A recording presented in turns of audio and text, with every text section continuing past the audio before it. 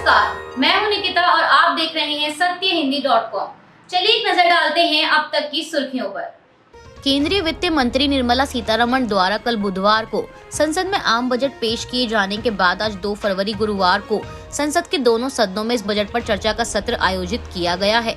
ऐसे में आसार है कि बजट से नाखुश विपक्ष आज चर्चा के दौरान सदन में हंगामा कर सकता है।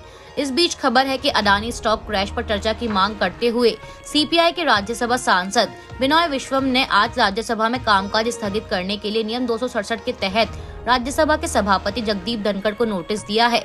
साथ ही आम आदमी पार्टी सांसद संजय सिंह ने भी अडानी ग्रुप पर वित्तीय अनियमितता और धोखाधड़ी के आरोपों के मुद्दे को संसद के शून्यकाल में उठाने के लिए नियम 267 के तहत राज्यसभा के सभापति को नोटिस दिया है।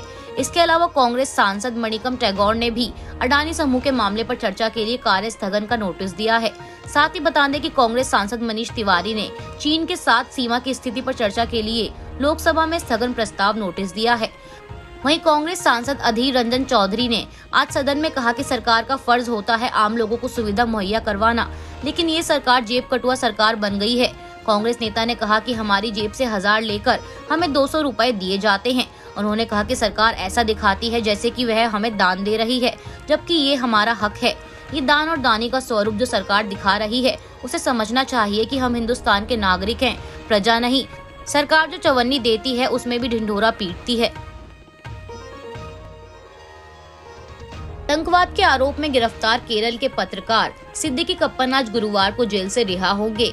2 मामलों में जमानत मिलने के 1 महीने से भी अधिक समय के बाद लखनऊ की एक विशेष अदालत ने आज उनकी रिहाई के आदेश पर हस्ताक्षर किए हैं।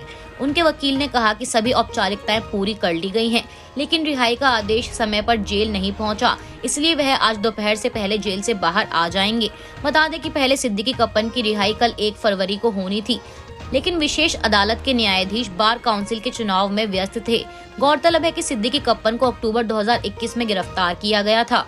वे हाथरस कथित सामूहिक बलात्कार और अनुसूचित जाति की 20 वर्षीय लड़की की मौत की रिपोर्टिंग करने के लिए जा रहे थे और उस दौरान पुलिस ने सिद्दीकी कप्पन पर आरोप लगाया था कि वो वहां पर अशांति फैलाने के लिए जा रहे थे।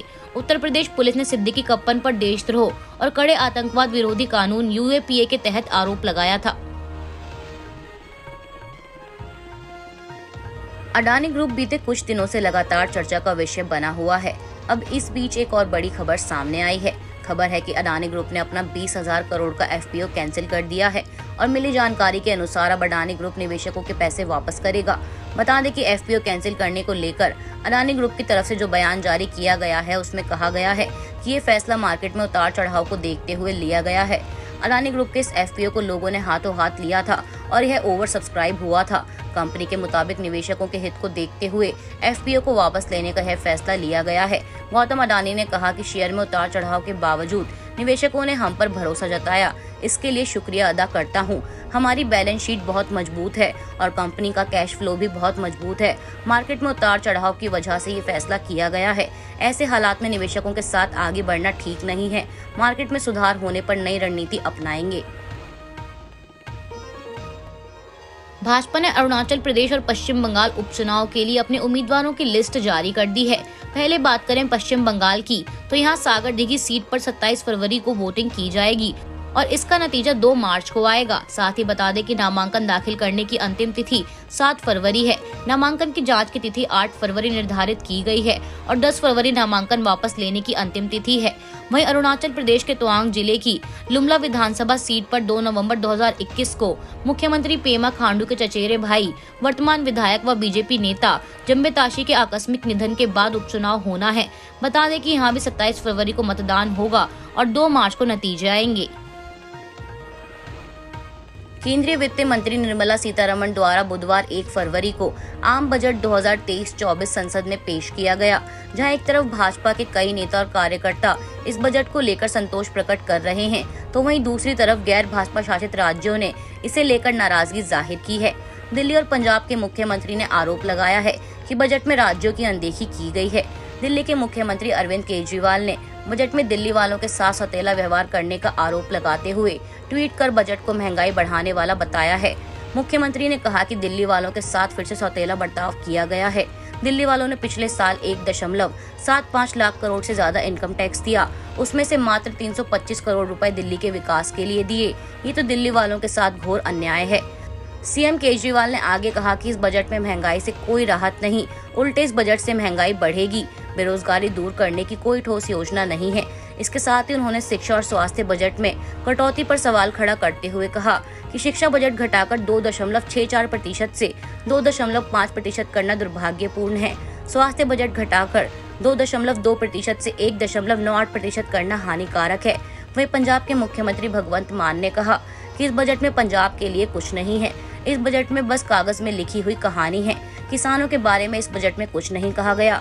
पंजाब से कौन सा बदला लिया जा रहा है मुझे नहीं पता। नई फसल पर कोई एमएसपी नहीं दी गई। किसान को अपनी किस्मत पर छोड़ दिया गया है।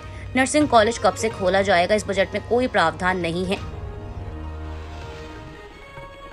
राजस्थान के मुख्यमंत्री अशोक गहलोत ने आम बजट को राजस्थान के लिए घोर निराशाजनक करार देते हुए इसे राज्य की जनता के साथ सौतेला व्यवहार करार दिया है। गहलोत ने कहा कि राज्य के साथ किए गए सौतेले व्यवहार का समय आने पर जनता माकूल जवाब देगी। मुख्यमंत्री ने आगे कहा कि महात्मा गांधी नरेगा जैसी योजनाओं को बजट प्रावधान कम करना ये साबित करता है कि यह बजट गरीब, भूमिहीन, किसान और आमजन विरोधी है। सीएम गहलोत ने कहा कि समस्त देश विगत वर्षों से महंगाई से त्रस्त है। आम आदमी के प्रतिदिन काम में आने वाले आटा, दालों, तेल, साबुन आदि की कीमतों में काफी वृद्धि हुई है, जिससे आम आदमी का जीवन यापन दूभर हुआ। महंगाई को कम करने के संबंध में कोई नीतिगत बयान नहीं आने से आम आदमी का जीवन और भी मुश्किल होगा। इसके अलावा केरल के मुख्यमंत्री पिनाराई विजयन ने कहा कि केंद्रीय बजट 2023-24 देश में बढ़ती आर्थिक असमानताओं को हल करने का प्रयास नहीं करता है। यह केवल कॉरपोरेट को मजबूत करता है। बजट में क्षेत्रीय रूप से संतुलित दृष्टिकोण नहीं अपनाया गया है। यह निराशाजनक था कि अखिल भारतीय आयुर्विज्ञान संस्थान या राज्य में रेल विकास परियोजनाओं के लिए केरल की लंबे समय से की जा रही मांग का बजट में कोई उल्लेख नहीं किया गया। भारत ने न्यूजीलैंड को T20 सीरीज के फाइनल मैच में 168 रनों से हरा दिया है और इसी के साथ टीम इंडिया ने 3 T20 मैचों की सीरीज को 2-1 के अंतर से अपने नाम कर लिया। बता दें, भारत ने न्यूजीलैंड के सामने जीत के लिए 235 रनों का टारगेट रखा था, लेकिन न्यूजीलैंड की पूरी टीम मात्र 66 रनों पर ही सिमट कर रह गई और इस तरह से भारत ने T20 सीरीज को अपने नाम कर लिया। अभी के लिए बस इतना ही। बाकी की खबरों के लिए जुड़े रहिए सत्यहिंदी.com के साथ।